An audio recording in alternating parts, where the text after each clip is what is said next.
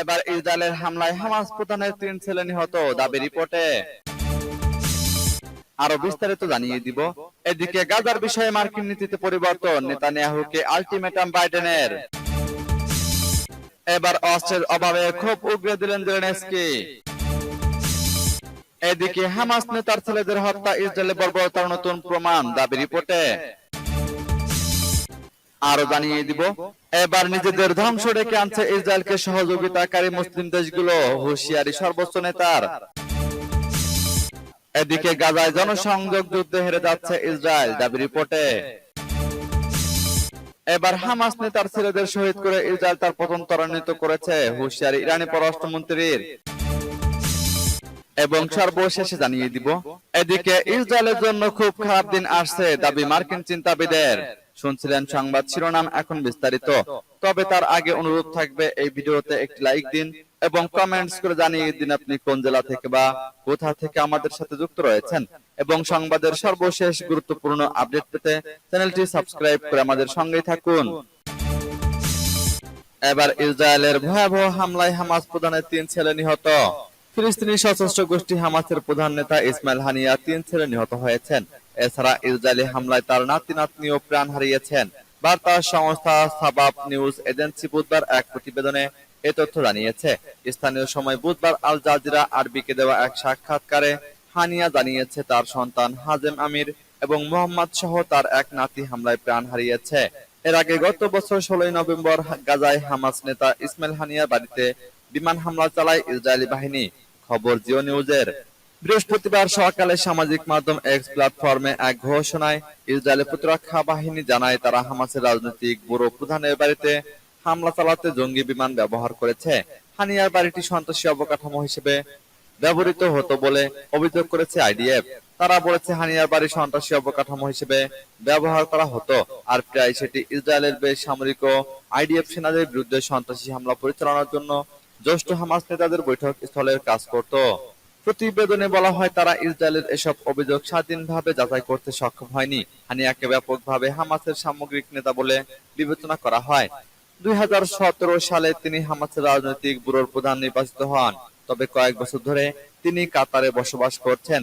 2006 সালে হানিয়াকে ফিলিস্তিনের প্রধানমন্ত্রী হিসেবে নিয়োগ দিয়েছিলেন প্রেসিডেন্ট মাহমুদ আব্বাস।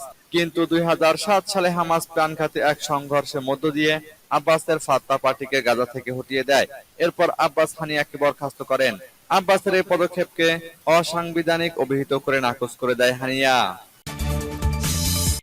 এদিকে গাজার বিষয়ে মার্কিন নীতিতে পরিবর্তন, নেতানিয়াহুকে আলটিমেটাম বাইডেনের। গাজা উপত্যকায় বেসামরিক নাগরিক হত্যা বন্ধ করতে ইসরায়েলের প্রধানমন্ত্রী বেনিয়ামিন নেতানিয়াহুকে আলটিমেটাম দিয়েছেন মার্কিন যুক্তরাষ্ট্রের প্রেসিডেন্ট জো বাইডেন। তিনি বলেছেন, গাজার বেসামরিক নাগরিক ও ত্রাণ সহায়তা কর্মীদের হত্যা বন্ধ না হলে হামাস বিরোধী লড়াইয়ে ইসরায়েলকে আর সহায়তা দেবে না যুক্তরাষ্ট্র। বৃহস্পতিবার নেতানিয়াহুর সঙ্গে টেলিফোনে আলাপকালে বাইডেন এই আলটিমেটাম ও হুমকি দেন। হোয়াইট হাউসের কর্মকর্তারা বিষয়টি নিশ্চিত করেছেন। খবর রয়টার্সের। হোয়াইট হাউস বলেছে, তিনি স্পষ্ট করেছেন যে গাজার বিষয়ে মার্কিন নীতি নির্ধারণ করা হবে। উল্লেখিত বিষয়গুলো পূরণে ইসরায়েল তাৎক্ষণিক কি পদক্ষেপ নেয় সেগুলোর বিষয়ে আমাদের মূল্যায়নের পর। হোয়াইট হাউস সরাসরি না বললেও এ বিষয়ে অনেক স্পষ্ট বক্তব্য দিয়েছেন মার্কিন পররাষ্ট্রমন্ত্রী অ্যান্টনি ব্লিংকেন। তিনি বলেছেন, দেখুন, আমি শুধু এটি বলবো যে আমরা যে পরিবর্তনগুলো দেখতে চেয়েছি তা যদি আমরা দেখতে না পাই তবে আমাদের নীতিতে পরিবর্তন হবে।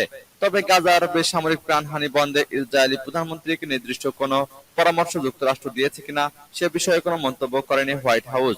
তবে বিশ্লেষকরা বলছেন, এই হুমকির অর্থ হলো জাতিসংঘে ইসরায়েলের প্রতি সমর্থন কমানো ও দেশটিতে অস্ত্র সরবরাহ ধীরগতি করার মতো পদক্ষেপ নিতে পারে যুক্তরাষ্ট্র। এবার অস্ত্রের অভাবে ক্ষোভ উগরে দিলেন জেলেনস্কি। রাশিয়ার লাগাতার হামলার মুখে কোণঠাসা ইউক্রেন আত্মরক্ষার জন্য যথেষ্ট অস্ত্র ও গোলাবারুদের অভাবে অসহায় বোধ করছে। বিশেষ করে দেশের পূর্বাঞ্চলীয় খার্কিভ শহরে রাশিয়ার আক্রমণ বেড়ে চলেছে। ইউক্রেনের প্রেসিডেন্ট ভলোদিমির জেলেনস্কি নিজে অবস্থা পর্যবেক্ষণ করতে সেখানে গেছেন। জার্মানির বিল্ড ও অন্যান্য কয়েকটি সংবাদ মাধ্যমের সঙ্গে সাক্ষাৎকারে ইউক্রেনের প্রেসিডেন্ট পশ্চিমা জগতের পক্ষ থেকে যথেষ্ট সামরিক সহায়তার অভাব সম্পর্কে নিজের ক্ষোভ উগরে দিয়েছেন। তিনি বলেন, সহযোগী দেশগুলোর কাছে এমন কিছু অস্ত্র আছে যা ইউক্রেনের অস্তিত্বের খাতিরে এখনই প্রয়োজন। কেন সেই অস্ত্র ইউক্রেনের হাতে তুলে দেওয়া হচ্ছে না তা তিনি বুঝতে পারছেন না। বিশেষ করে এয়ার ডিফেন্স সিস্টেম ও গোলাবারুদের অভাব সম্পর্কে তিনি ক্ষোভ প্রকাশ করেন। এ প্রসঙ্গে জার্মানির কাছ থেকে দূরপাল্লার তাউরুস ক্ষেপণাস্ত্র পাওয়ার আশা প্রকাশ করেন জেলেনস্কি। জার্মান চ্যান্সেলর ওলাফ শলজ বারবার সেই সম্ভাবনা নাকচ করে দিয়েছেন। জার্মানির স্প্রিঙ্গার মিডিয়ার সঙ্গে সাক্ষাৎকারে জেলেনস্কি বলেন, সম্ভবত রাশিয়ার প্রেসিডেন্ট ভ্লাদিমির পুতিনের পারমাণবিক অস্ত্র প্রয়োগের হুমকির কারণেই জার্মান চ্যান্সেলর শলজ সে দেশের সবচেয়ে শক্তিশালী অস্ত্র ইউক্রেনকে দিতে ভয় পাচ্ছেন। এদিকে হামাস নেতার ছেলেদের হত্যা ইসরায়েলের বর্বরতার নতুন প্রমাণ, দাবি রিপোর্টে। ইসলামী প্রজাতন্ত্র ইরানের প্রেসিডেন্ট সাইয়েদ ইব্রাহিম রাইসি বলেছেন, ফিলিস্তিনের ইসলামী প্রতিরোধ আন্দোলন হামাসের শীর্ষ নেতা ইসমাইল হানিয়ার ছেলেদের উপর বিমান হামলা চালিয়ে ইহুদিবাদী ইসরায়েল নতুন করে তাদের বর্বরতার সাক্ষ্য রেখেছে। বুধবার হামাসের রাজনৈতিক ব্যুরোর প্রধান ইসমাইল হানিয়াকে উদ্দেশ্য করে পাঠানো এক বার্তায় একথা বলেছেন তিনি। বুধবার সন্ধ্যায় উত্তর গাজার আল শাতি শরণার্থী শিবিরে ইহুদিবাদী ইসরায়েলের বর্বর সেনারা বিমান হামলা চালিয়ে হানিয়ার 3 ছেলে এবং 4 নাতিকে শহীদ করে। ইরানি প্রেসিডেন্ট এই হত্যাকাণ্ডের নিন্দা জানান এবং শহীদ পরিবারের সদস্য প্রতি গভীর শোক ও সমবেদনা জানান। প্রেসিডেন্ট রাইসি বলেন, নিঃসন্দেহে এই অপরাধ ইহুদিবাদীদের বর্বর এবং শিশু হত্যার মানসিকতাকে আরো স্পষ্ট করে তুলেছে। হানিয়াকে পাঠানো বার্তায় রাইসি বলেন, ইসরায়েলের দখলদার সরকার পতনের চূড়াবালি থেকে নিজেকে বাঁচাতে যে কোনো পদক্ষেপ নিতে দ্বিধা করছে না। ইসমাইল হানিয়া শাহাদাতের এই ঘটনায় আল্লাহর শুকরিয়া আদায় করে বলেছেন, তার 3 ছেলে এবং নাতিদের শাহাদাতের জন্য মহান আল্লাহ কবুল করেছেন। ইসমাইল হানিয়া আরো বলেছেন, এই রক্ত এবং বেদনা থেকে আমরা ফিলিস্তিনি জাতির জন্য নতুন আশা ও নতুন ভবিষ্যৎ নির্মাণ করব। আমরা আমাদের জাতির জন্য মুক্তি ছিনিয়ে আনব। সূত্র পার্স টুডে। এবারে নিজেদের ধ্বংস ডেকে আনছে ইসরায়েলকে সহযোগিতাকারী মুসলিম দেশগুলো, হুঁশিয়ারি সর্বোচ্চ নেতার। ইহুদিবাদী ইসরায়েলকে সহযোগিতা করার জন্য কিছু মুসলিম দেশের তীব্র সমালোচনা করেছেন ইসলামী প্রজাতন্ত্র ইরানের সর্বোচ্চ নেতা আয়াতুল্লাহ হিল উজমা খামেনি। তিনি বলেছেন, তাদের এই সহযোগিতা তাদের নিজেদের পাশাপাশি মুসলিম উম্মাহর প্রতি বিশ্বাসঘাতকতার শামিল। তিনি বুধবার পবিত্র ঈদ উল ফিতর উপলক্ষে মুসলিম দেশগুলোর রাষ্ট্রদূতদের পাশাপাশি শীর্ষস্থানীয় ইরানি কর্মকর্তাদের সঙ্গে এক বৈঠকে ভাষণ দিতে গিয়ে একথা বলেন। ঈদের নামাজের কয়েক ঘন্টা পর অনুষ্ঠিত এই বৈঠকে সর্বোচ্চ নেতা বলেন, ফিলিস্তিন ইস্যুতে মুসলিম দেশগুলো তাদের কর্তব্য পুরোপুরি পালন করছে না, উল্টো তাদের কেউ কেউ ইহুদিবাদী ইসরায়েলকে সামরিক, অর্থনৈতিক ও রাজনৈতিকভাবে সহযোগিতা করে যাচ্ছে। আয়াতুল্লাহ খামেনি বলেন, এটি একটি চরম বিশ্বাসঘাতকতা, মুসলিম উম্মাহর প্রতি বিশ্বাসঘাতকতা। এটি তাদের নিজেদের প্রতিও বিশ্বাসঘাতকতা, কারণ তারা দুর্বল থেকে দুর্বলতর হতে থাকা ইহুদিবাদী ব্যবস্থাকে শক্তিশালী হতে সহযোগিতা করছে, যা শেষ পর্যন্ত তাদেরই ক্ষতি করবে। তিনি বলেন, ইহুদিবাদীরা নিজেদের স্বার্থ ছাড়া আর কিছু বোঝে না, কাজেই যেসব মুসলিম দেশ ইসরায়েলকে সহযোগিতা করছে তারা প্রকৃত অর্থে তাদের নিজেদের ধ্বংস ডেকে আনছে। ইরানের সর্বোচ্চ নেতা বলেন, একটি মুসলিম দেশ হিসেবে ইরান আশা করে মুসলিম সরকারগুলো ইসরায়েলের সঙ্গে রাজনৈতিক ও অর্থনৈতিক সহযোগিতা ছিন্ন করবে, অন্তত যতক্ষণ ইসরায়েল গাজায় অপরাধযজ্ঞ চালাচ্ছে ততক্ষণ সাময়িকভাবে হলেও এই সহযোগিতা বন্ধ করা দরকার। এদিকে গাজায় জনসংযোগ যুদ্ধে হেরে যাচ্ছে ইসরায়েল, দাবি রিপোর্টে। গাজায় যদি শিগগির শান্তি ফিরে না আসে তাহলে অদূর ভবিষ্যতে ইসরায়েল আন্তর্জাতিক রাজনীতিতে চরম বিপর্যয়ের মধ্যে পড়বে বলে মন্তব্য করেছেন সাবেক মার্কিন প্রেসিডেন্ট ডোনাল্ড ট্রাম্প। গাজায় হাজার হাজার বেসামরিক নিহতের ঘটনায় এই প্রথমবারের মতো ইসরায়েলের সমালোচনাও করেছেন তিনি। খবর আল জাজিরার। বৃহস্পতিবার একটি রেডিওতে রিপাবলিকান পন্থী মার্কিন সাংবাদিক হিউ হেউকটকে সাক্ষাৎকার দেন ট্রাম্প। সেখানে তিনি বলেন, অঞ্চলটিতে ইসরায়েলের চালানো ধ্বংসযজ্ঞে দুঃখজনক চিত্র ব্যাপকভাবে ছড়িয়ে পড়া ইসরায়েল এই যুদ্ধে হেরে যাচ্ছে। হেউকের এক প্রশ্নের উত্তরে ট্রাম্প বলেন, ইসরায়েলের সরকারকে আমি খুবই সহজ এবং সংক্ষিপ্ত একটি বার্তা দিতে চাই, দ্রুত যুদ্ধ শেষ করুন, শান্তি ফিরিয়ে আনুন এবং মানুষ হত্যা বন্ধ করুন।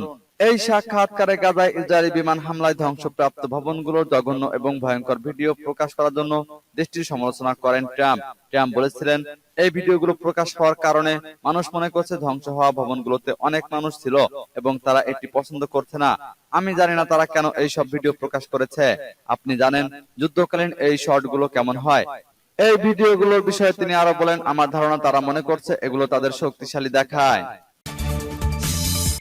এবার হামাস নেতার ছেলেদের শহীদ করে ইসরায়েল তার পতন ত্বরান্বিত করেছে, হুঁশিয়ারি ইরানি পররাষ্ট্রমন্ত্রীর। ইসলামী প্রজাতন্ত্র ইরানের পররাষ্ট্রমন্ত্রী হুসেইন আমির আব্দুল্লাহিয়ান বলেছেন, ইহুদিবাদী ইসরায়েলের বর্বর সেনারা ফিলিস্তিনের ইসলামী প্রতিরোধ আন্দোলন হামাসের শীর্ষ নেতা ইসমাইল হানিয়ার 3 ছেলে এবং 4 নাতিকে হত্যা করে নিজেদের পতন ত্বরান্বিত করেছে। গতকাল হামাসের রাজনৈতিক ব্যুরো প্রধান ইসমাইল হানিয়াকে উদ্দেশ্য করে পাঠানো এক বার্তায় একথা বলেছেন আমির আব্দুল্লাহিয়ান। এর আগে গতকাল সন্ধ্যায় উত্তর গাজার আল শাতি শরণার্থী শিবিরে ইহুদিবাদী ইসরায়েলের বর্বর সেনারা বিমান হামলা চালিয়ে হানিয়ার 3 ছেলে এবং 4 নাতিকে শহীদ করে। এই বিভৎস ও বর্বর হত্যাকাণ্ডের কঠোর নিন্দা জানিয়ে ইরানি পররাষ্ট্রমন্ত্রী বলেছেন, এটি ইহুদিবাদীদের অপরাধমূলক এবং কাপুরুষোচিত হামলা। তিনি বলেন, হামাস নেতার পরিবারের সদস্যদের শাহাদাত ঐশী সহায়তা ও ফিলিস্তিনি জনগণের মুক্তির অগ্রদূত হিসেবে কাজ করবে। একই সাথে এই ঘটনা ইহুদিবাদীদের জন্য চিরকালের লজ্জা, পরাজয় ও অসম্মান হিসেবে চিহ্নিত হবে। আত্মত্যাগের এই নজির নিঃসন্দেহে ফিলিস্তিনি জনগণের ইস্পাত দৃঢ় বিশ্বাসকে বাড়াবে এবং প্রতিরোধ আন্দোলনকে আরো বেশি জোরদার করে তুলবে। একই সাথে এই আত্মত্যাগ ভিত্তিহীন দখলদার ইসরায়েলের পতনকে ত্বরান্বিত করবে। সূত্র পার্স টুডে। এবার ইসরায়েলের জন্য খুব খারাপ দিন আসছে দাবি মার্কিন চিন্তাবিদের।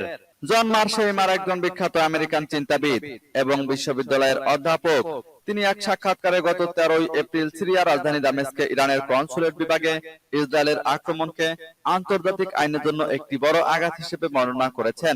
ইন্টারসেপ্ট ওয়েবসাইটের প্রতিষ্ঠাতা গ্লেন গ্রিনওয়াল্ড এর সাথে একটি সাক্ষাৎকারে তিনি একথা বলেছেন। তিনি আরো বলেন, ইসরায়েল মূলত নিয়ন্ত্রণের বাইরে চলে গেছে। যখন আপনি গাজায় একটি মানবিক ত্রাণ বহরের উপর ইসরায়েলের হামলার ঘটনা দেখতে পাচ্ছেন, তখন বুঝতে হবে যে ইসরায়েল যা ইচ্ছা তাই করছে এবং তারা কোনো সীমাবদ্ধতা মানছে না। তিনি আরো বলেন, আমরা দামেস্কে ইরানের কনসুলেটে বোমা হামলার কথা বলছি। আমি মনে করি এটি আন্তর্জাতিক ব্যবস্থা ও নিয়ম নীতির প্রতি বড় ধরনের ধাক্কা, যে ব্যাপারে মার্কিন যুক্তরাষ্ট্র নীরব রয়েছে। ইসরায়েলিরা অবাধ্যের মতো আচরণ করছে এবং মার্কিন যুক্তরাষ্ট্র যে কোনো মূল্যে তাদের রক্ষা করবে। জন মার্শেইমার ইসরায়েলি এই আচরণের প্রতি সমর্থনের জন্য যুক্তরাষ্ট্রের সমালোচনা করে বলেন, এটি মার্কিন যুক্তরাষ্ট্রের জন্য ভালো হবে না এবং সামগ্রিকভাবে এটি অবশ্যই আন্তর্জাতিক রাজনীতির জন্য মোটেই ভালো হবে না।